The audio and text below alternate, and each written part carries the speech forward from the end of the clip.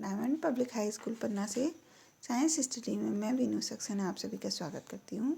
बच्चों, पिछले वीडियो में हमने विभिन्न जीवों में पाए जाने वाले अनुकूलन के बारे में पढ़ा था और समझा था। तो आज हम इसी का कुछ और उदाहरणों के साथ फिर से और समझेंगे। तो बच्चों,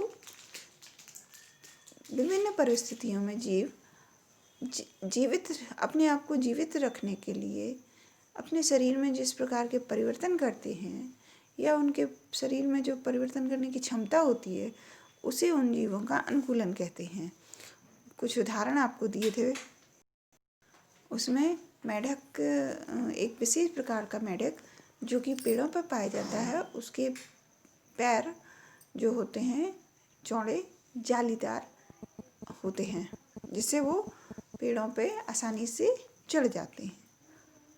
इसी प्रकार बंदरों की पूंछ लंबी होती है जो पौधों में वृक्षों पर रहने के लिए और उनके संतुलन को बनाए रखने में सहायक होती है। अब हम आगे पढ़ते हैं।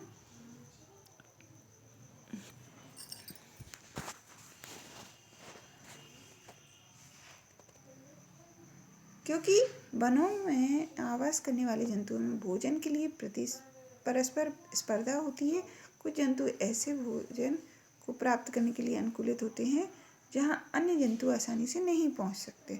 उदाहरण के लिए टुकन नामक पक्षी की चोंच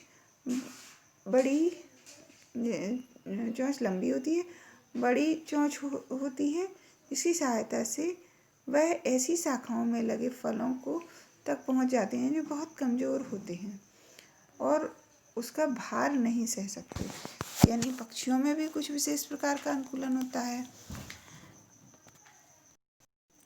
इसी प्रकार आगे देखिए,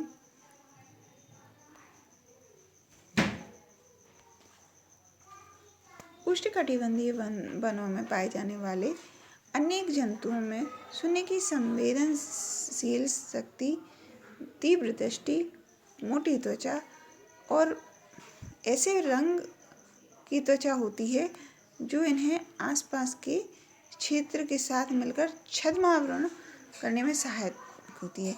जैसे एक उदाहरण आप सब लोग परिचित होंगे, गिरगिट जिस स्थान पर रहता है उसी स्थान के हिसाब से अपना रंग परिवर्तित कर लेता है और इन परभक्षियों में से रक्षा ये अपना जो गिरगिट होता है वो अपना भोजन ले लेता है। लेकिन कुछ और जीव होते हैं, कुछ कीट होते हैं, वो अपना रंग बदल लेते हैं। वो जिस पौधे पे बैठेंगे उस कलर के हो जाते हैं।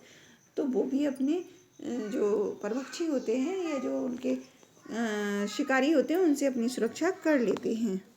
उदाहरण के लिए बिलाव परिवार के जंतुओं जैसे शेर, चीता की मोटी खाल होती है तथा उनकी सुनने की शक्ति संवेदनशील होती है। इसी प्रकार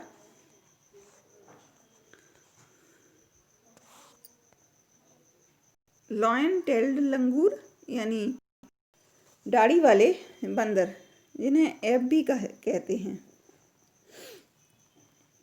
पश्चिमी घाट के वर्षा वनों में पाए जाते हैं। इसकी सबसे प्रमुख विशेषता इसकी चांदी जैसे सफ़ेद ऑयल होते हैं, अयाल होती है यानी बाल होते हैं जो सिर के चारों ओर और गाल और चिंबोक यानी ठोड़ी पर रहती है। यह वृक्षों पर आसानी से चढ़ जाता है और अपने जीवन का अधिकांश भाग वृक्षों पर ही व्यतीत करता है। यह मुख्यतः फल खाता है, बीज, कोमल पत्तियां, तने, पुष्प और कलियां भी खाता है। लॉयन टेल्ड लंगूर वृक्षों की छाल में वास करने वाले कीटों यानी वृक्षों की जो बाहरी मोटी परत होती है उसे छाल कहते हैं, उसमें कुछ कीट रहते हैं। उन कीटों को ढूंढ के उनको भोजन के रूप में ग्रहण करता रहता है। यही यहाँ दिया हुआ है कि छाल में वास करने वाले कीटों की तलाश में रहता है, क्योंकि ये वृक्षों पर पर्याप्त भोजन जुटा पाने में समर्थ होते हैं अतः ये भूमि पर कभी कभी ही उतरते हैं, यदा कदा ही उतरते हैं। इसी प्रकार बच्चों, भारतीय उष्णकटिबंधीय वर्षा वन ये कहाँ कहाँ है, पिछले वीडियो में हमने बताए थे, ध्यान करिए। पश्चिमी घाट और पूर्वोत्तर में असम के क्षेत्र में।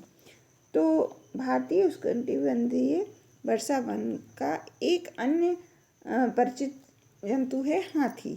हाथी अनेक प्रकार के से वर्षा वन की परिस्थितियों के लिए अनुकूलित हो गए हैं। कैसे? इनकी सूंड को ध्यान से देखिए, जिसका उपयोग एक नाक के रूप में करता है। लंबी सूंड से इनकी सूंघने की शक्ति बहुत अच्छी होती है। हाथी द्वारा सूंड का उपयोग भोजन को उठाने के लिए किया जाता है।